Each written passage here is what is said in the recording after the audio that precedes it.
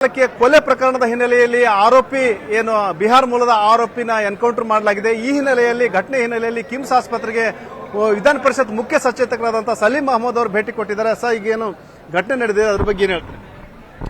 ಈಗಾಗಲೇ ಮಧ್ಯಾಹ್ನದಿಂದ ನಮ್ಮ ಅಧಿಕಾರಿಗಳ ಜೊತೆ ನಾನು ಮಾತಾಡ್ತಾ ಇದ್ದೆ. 5 ವರ್ಷ ಬಾಲಕಿಯನ್ನು ಕೊಲೆ ಮಾಡಿದ್ದಾರೆ.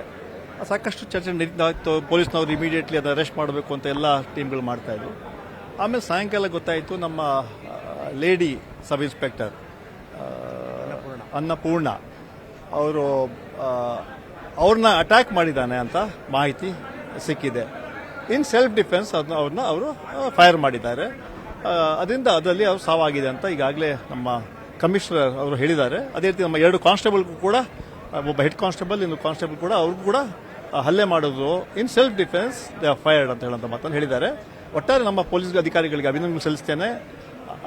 ಆದರೆ ಸೆಲ್ಫ್ ಡಿಫೆನ್ಸ್ ಅಲ್ಲಿ ಅವರು ಫೈರ್ ಮಾಡಿದ್ದು ಅಂತ ಮತ್ತು ಇಲ್ಲಾಂದ್ರೆ ಇಮಿಡಿಯೇಟ್ಲಿ ಅವರು ಅರೆಸ್ಟ್ ಮಾಡಿ ಅವ್ರ ಮೇಲೆ ಏನು ಕೇಸ್ ಬುಕ್ ಮಾಡಿ ಮಾಡ್ತಾ ಇದ್ವಿ.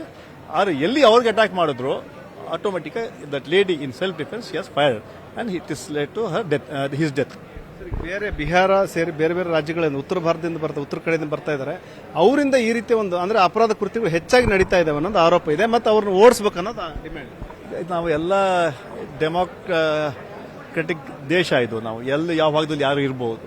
ಆದರೆ ಯಾರು ಹ್ಯಾಬಿಚುವಲ್ ಅಫೆಂಡರ್ಸ್ ಇದ್ದಾರೆ, ಯಾರು ತಪ್ಪು ಮಾಡ್ತಾರೆ, ಯಾವುದೇ ರಾಜ್ಯದವರು ಇರಲಿ, ನಿರ್ದಾಕ್ಷಿಣ್ಯ ನಾವು ಸರ್ಕಾರ ಕ್ರಮ ತಗೊಳ್ತೀವಿ ಕಾನೂನು ರೀತಿಯಲ್ಲಿ. ಅದು ಎಲ್ಲರನ್ನ ಕೂಡ ಒಂದೇ ರೀತಿ ಮಾಡೋಕ್ಕೆ ಸಾಧ್ಯ ಇಲ್ಲ. ನಾವು ನಮ್ಮ ಇಂಟೆಲಿಜೆನ್ಸ್ ಅನ್ನು ಸ್ಟ್ರೆಂಥನ್ ಮಾಡ್ತೀವಿ.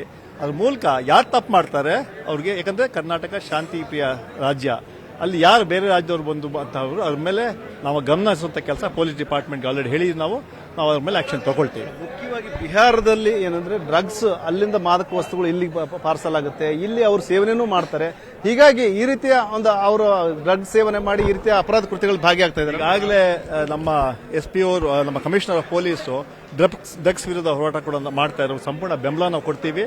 ಆದರೆ ನಾನು ಹೇಳಿದ್ರೆ ಯಾರೋ ಸ್ಟೇಟ್ ಬಗ್ಗೆ ಜನರಲೈಸ್ ಮಾಡೋಕ್ಕೆ ಕಷ್ಟ ಆಗತ್ತೆ, ತಪ್ಪು ಸಂದೇಶ ಹೋಗುತ್ತೆ. ಯಾಕಂತ ಹೇಳಿದ್ರೆ ಒಂದು ರಾಜ್ಯಕ್ಕೆ ಸೀಮಿತ ಅಂತ ಮಾಡೋಕ್ಕಾಗಲ್ಲ. ಯಾರು ತಪ್ಪು ಮಾಡಿದ್ರೆ ತಪ್ಪೇ, ಯಾವುದೇ ರಾಜ್ಯದವರು ಇರಲಿ, ಅವ್ರ ಮೇಲೆ ತಪ್ಪು ಮಾಡಿದ್ರೆ ಅವ್ರಿಗೆ ಯಾವ ರಕ್ಷಣೆ ಯಾರು ಕೊಡೋಕ್ಕೆ ಸಾಧ್ಯನೇ ಇಲ್ಲ. ಅವ್ರ ಮೇಲೆ ಕಾನೂನು ರೀತಿಯಲ್ಲಿ ಹಾಗೂ ನಿರ್ದಾಕ್ಷಿಣ್ಯವಾಗಿ ನಮ್ಮ ಪೊಲೀಸ್ ಡಿಪಾರ್ಟ್ಮೆಂಟ್ ಕ್ರಮ ತಗೊಳ್ತವೆ.